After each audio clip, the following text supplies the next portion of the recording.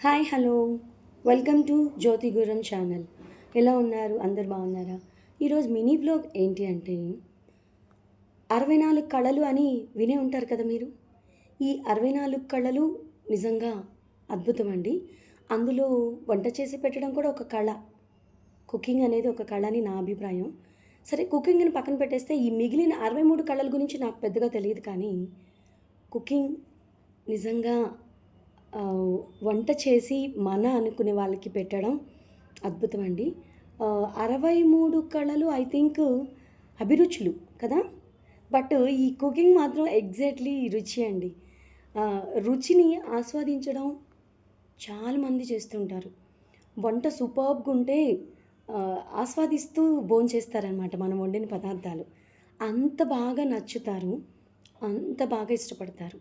మన వాళ్ళకి మనం వంట చేసి పెట్టడంలో మనకి ఎంత సాటిస్ఫాక్షనో ఉంటుంది కదా! అందుకనే కొంచెం మనసు చిరాకు పట్టి అనిపించినా వెంటనే కుకింగ్ దగ్గరకొచ్చేసి ఏదో ఒక చిన్న స్వీట్ అయినా చేసుకుంటాను. లంచ్ టైమ్ అనుకోండి, వంట చేసేస్తాను. కూల్‌గా ఉంటుంది. మైండ్ ఫ్రెష్‌గా ఉంటుంది. రిలాక్స్‌గా ఉంటుంది. నాకైతే చాలా హ్యాపీగా అనిపిస్తది. మనసుకి నచ్చినది ఏదైనా ఒక పని చేస్తూ ఉంటే ఏ బాధ కూడా మనసులో ఉండదు, వెళ్ళిపోతుంది నాకు సంబంధించి. మీలో ఎంతమందికి అలా అనిపిస్తుందో తెలీదు. బట్ మీలో ఎంతమందికి వంట చేయడం ఇష్టమో కామెంట్ సెక్షన్‌లో కామెంట్ చేయండి. ఇక ఈరోజు నేను చేస్తున్న కూర ఏంటి అంటే బెండకాయలు తరిగాననమాట. బెండకాయ కర్రీ చేస్తున్నాను. మేము పెద్దగా స్పైసీ అవి ఇష్టపడమనమాట. నార్మల్‌గా ఉప్పు, కారాలు, లైట్‌గా అల్లం వెల్లుల్లి పేస్ట్ యూస్ చేస్తాం. రెగ్యులర్‌గా ఎక్కువగా స్పైసీగా అయితే తింటే హెల్త్‌కి మంచిది కాదని చెప్తుంటారండి.